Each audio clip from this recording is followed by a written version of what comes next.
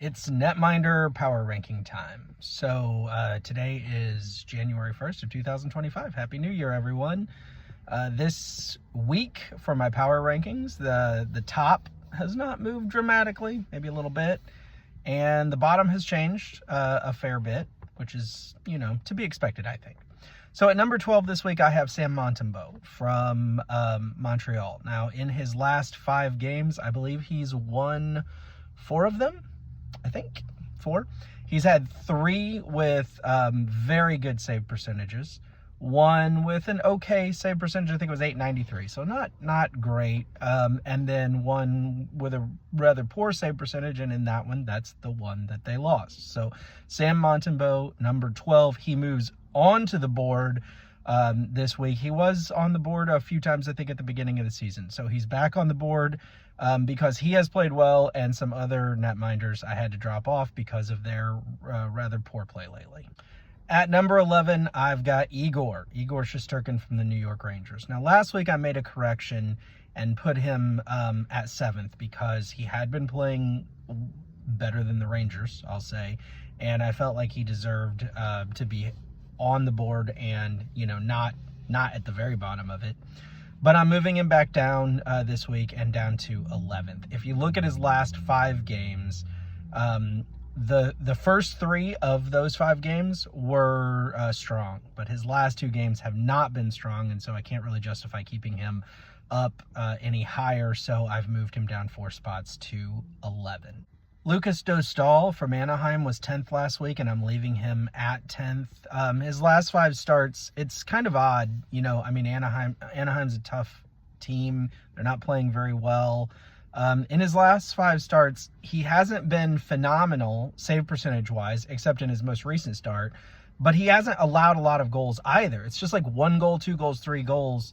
But his save percentage, was low, so obviously he didn't see a ton of shots in those games. Nevertheless, I think the overall body of work for Dostal this year is so strong and just speaks volumes to what a good goaltender I think he is and hopefully will continue to be throughout his life. I hope he's not a flash in the pan. But the last game that he played keeps him at 10th. Otherwise, I might have dropped him further, or might have dropped him. Moving on to the board at 9th, Mackenzie Blackwood with Colorado. A change of scenery obviously has done him some good. Not that he was playing poorly before, because he wasn't.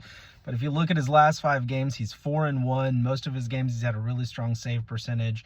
And I think he is someone to watch. And obviously, Georgiev went the other way, and he continues to struggle and play poorly.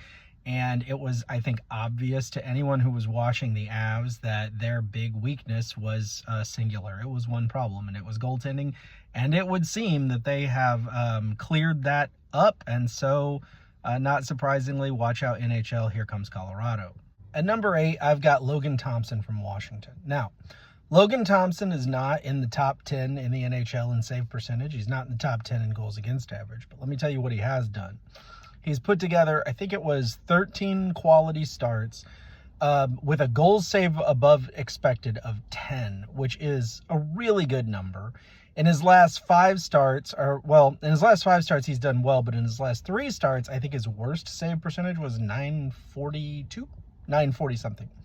So Logan Thompson is really flourishing in Washington, and Washington themselves are really flourishing. At number 7, I've got Karl Vejmelka from Utah. Now, Vejmelka has put together a strong season on a team that has not always been strong. If you look at his last 5 starts, I think he's like 2-3, but he hasn't allowed a ridiculous amount of goals. His save percentage in those starts, or at least in 3 of those starts, was good.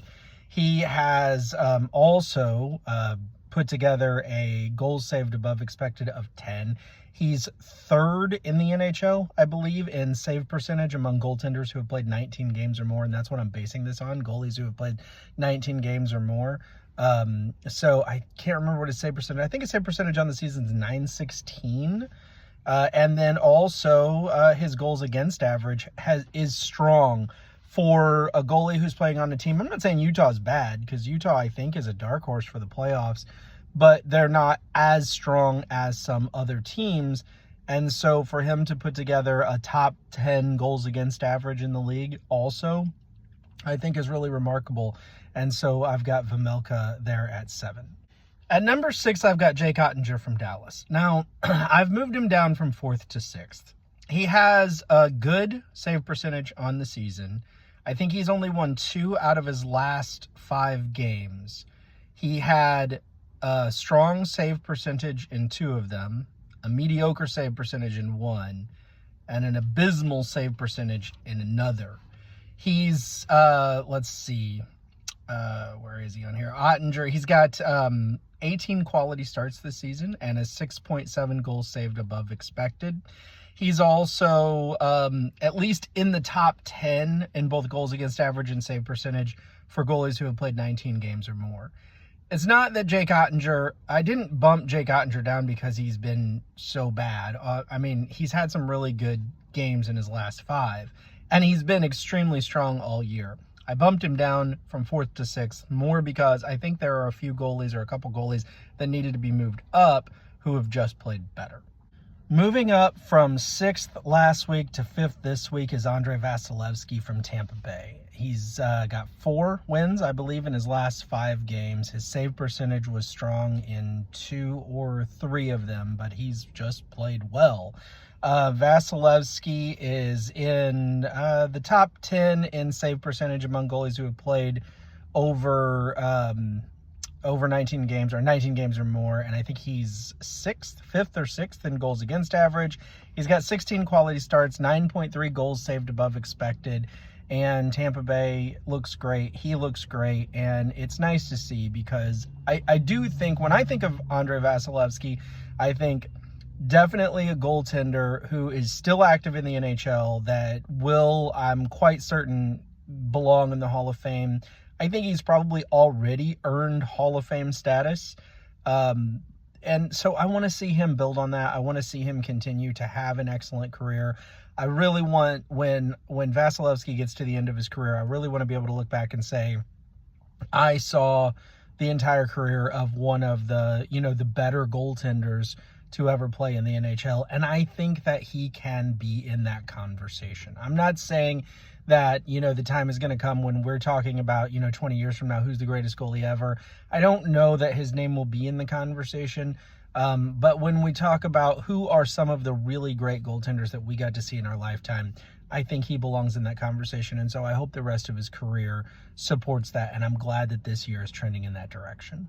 Moving up from 5th to 4th this week, I have Jacob Markstrom of the New Jersey Devils. He's 4-1 in his last 5 with 2 shutouts in that time. And even the game that he lost, he only allowed 3 goals, which, I mean, I'm not saying that that's, you don't want to allow 3 goals, but it's not like he got blown up. So he has played quite exceptionally lately, and therefore I've moved him up to number 4. Now, let's talk about number 3. At number 3, I've got Linus Ullmark still. However, I will say this. Linus Ullmark is hurt. He hasn't played a game since before the last power rankings that I did. If he doesn't play a game this week before the next power rankings, I'm going to remove him, at least, temporarily, from the power rankings until he's back. Just like I've done with Anthony Stolarz. Anthony Stolarz had been in the top 3 of my power rankings all year, pretty much, or most of the year, and now I have him removed because he's not playing. I mean, the power rankings should be who is playing well, who has played well throughout the season, accentuated or punctuated by who is playing well right now. At number 2, and staying at number 2, I've got Philip Gustafsson. Philip Gustafsson, I believe, is 2nd or 3rd in save percentage in the NHL among goalies who've played over 19 games or more. I believe he's in the top couple in goals against. Let me check that real fast. He is 2nd in save percentage, 3rd in goals against among goaltenders who have played 19 games or more. He has 22 quality starts. He's got 18.4 goals saved above expected. He's just a machine this year, and I think that we see, Minnesota did okay, if I remember correctly, while he was gone, but they need him. He is clearly a starting NHL caliber goaltender and really a revelation. And number one, again, to the surprise of nobody, Connor Hellebuck from the Winnipeg Jets. He's first in save percentage among goaltenders who have played over 19 games or more. He's first in goals against average in that same game time span.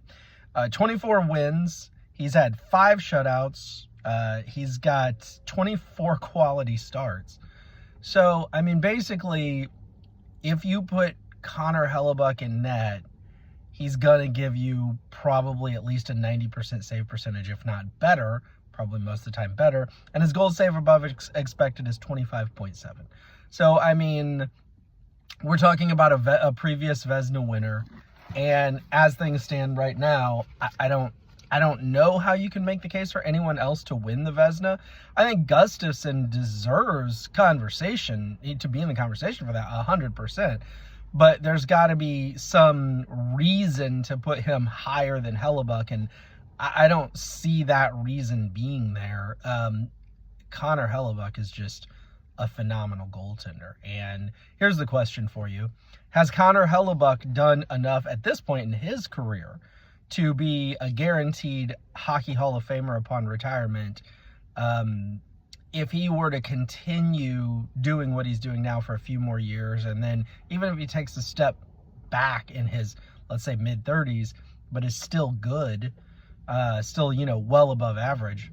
And then, of course, the question is, and what if he never wins a Stanley Cup?